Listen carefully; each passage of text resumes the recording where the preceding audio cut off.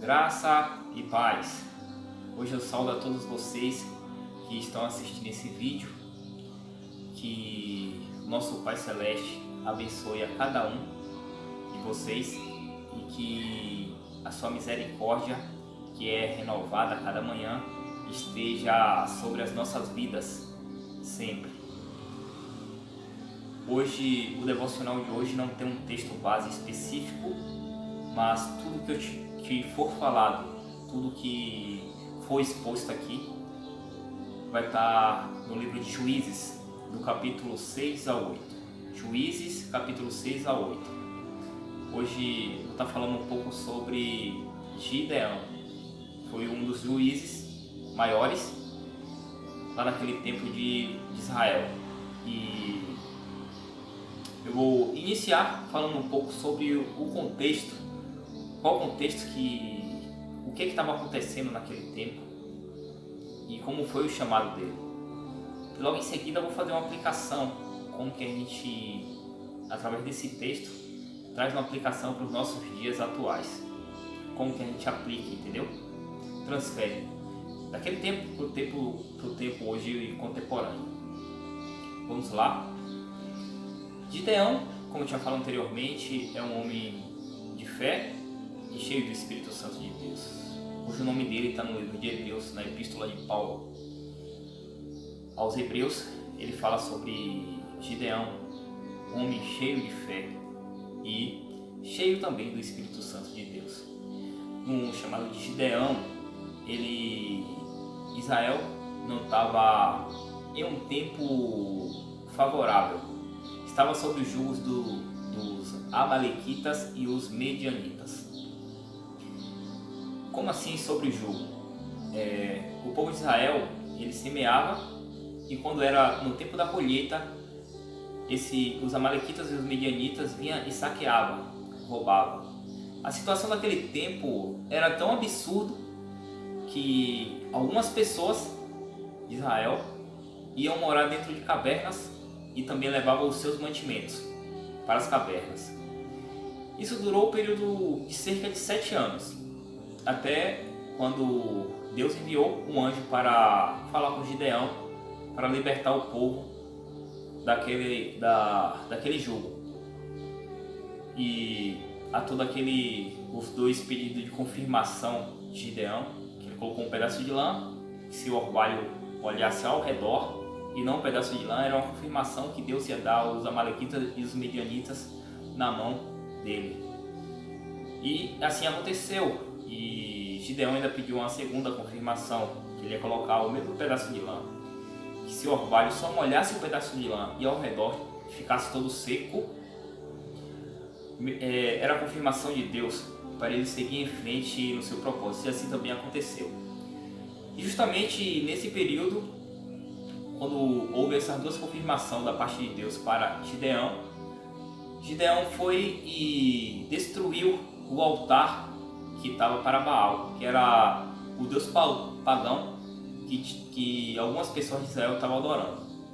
Ele destruiu o altar e fez outro altar para Deus e fez um holocausto e ofereceu holocausto para Deus naquele altar. E sendo assim, gerou uma tremenda confusão que juntou o exército dos Amalequitas e os Medianitas contra o exército de Israel. Israel também solicitou a ajuda de algumas tribos, não todas, juntando assim o exército de Israel 35 mil soldados e o exército dos Amalequitas e Medianitas 135 mil. Ou seja, a cada um soldado de Israel tinha que pegar 4 dos Amalequitas e dos Medianitas. E Deus mandou uma mensagem para Gideão, falando que todas as pessoas que tivessem com medo podiam voltar para suas respectivas casas. E assim aconteceu. Então, o exército de Israel, que estava com 32 mil, acabou indo para casa 22 mil pessoas, restando assim apenas 10 mil pessoas para um exército de 135 mil. Ou seja, se estava 1 para 4 soldados, agora cada soldado de Israel tinha que pegar 16 soldados dos amalequitas e dos medianitas. Mas ainda assim eles seguiram em frente. E Deus mandou outra mensagem para Gideão. Gideão, coloca o exército lá para beber água no rio.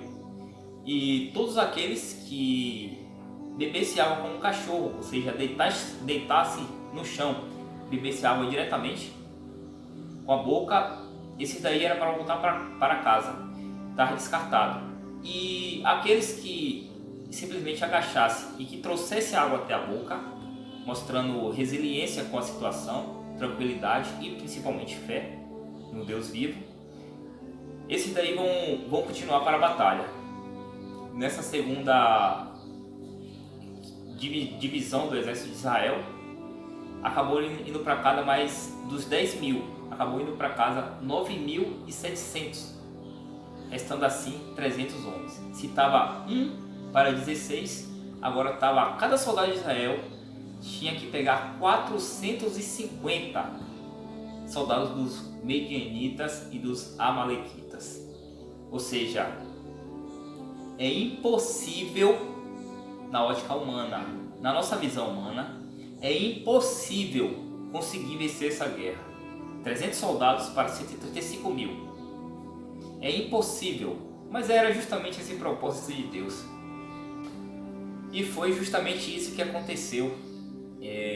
Deus, ele quis tirar todo o mérito humano, que seja impossível aqueles 300 soldados de Israel conseguir vencer aquela guerra com mérito humano, a não ser com a intercessão divina. Ou seja, na nossa visão humana é impossível ele conseguir vencer, a não ser se tivesse uma intercessão de Deus, uma intercessão divina.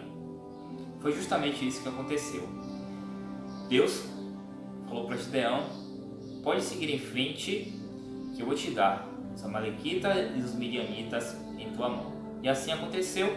O exército de Israel conseguiu vencer a guerra, dando todo o mérito a Deus, sem sombra de dúvidas. E assim aconteceu, e Gideão conseguiu tirar o povo de Israel daquele período de sofrimento que durou cerca de 7 anos. Agora, trazendo essa aplicação para os nossos dias atuais. Meu irmão, eu não sei com qual situação você está assistindo esse vídeo hoje. Eu não sei qual é o seu sofrimento, eu não sei qual a adversidade, qual o conflito, qual a adversidade que você está passando, qual a peleja que você está passando nesse exato momento. Mas eu tenho uma coisa para te falar. Talvez Deus, o Todo-Poderoso, ele esteja fazendo da mesma forma que fez com Gideão. Ele tirou toda a possibilidade humana, e talvez seja isso que esteja acontecendo com você hoje.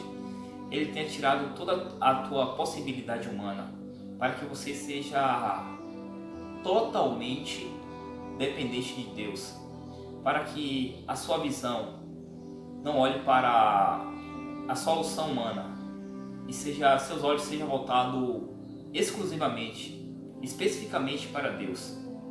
Ele tem tirado todas as suas forças, todos os seus meios, as suas válvulas de escape, para que seus olhos estejam voltados unicamente para Ele, para que não haja nenhum mérito humano no que você esteja passando. E por mais que pareça ser impossível a sua situação, seja impossível isso que você conseguir sair disso que você está passando hoje, o mesmo Deus que conseguiu, que ajudou, que supriu aqueles 300 soldados a vencer uma guerra que era impossível eles conseguirem vencer, 300 soldados para 135 mil, esse mesmo Deus, ele supre a sua necessidade hoje.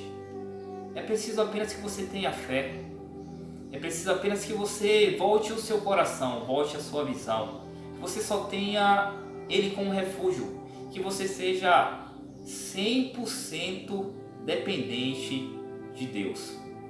Uma pessoa que tem uma vida voltada com fé, ela é 100% dependente de Deus. E talvez seja exatamente isso que esteja acontecendo.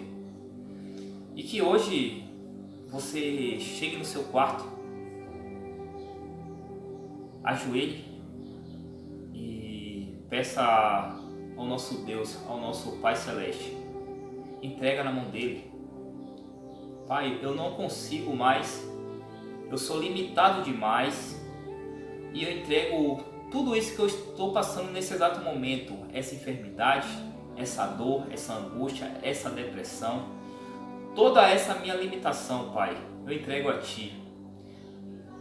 Eu entrego ao Senhor, meu Pai. Eu te peço que o Senhor supra as minhas necessidades, que o Senhor me ajude, que o Teu Espírito Santo, o Consolador, me ajude a conseguir vencer, a conseguir sair dessa.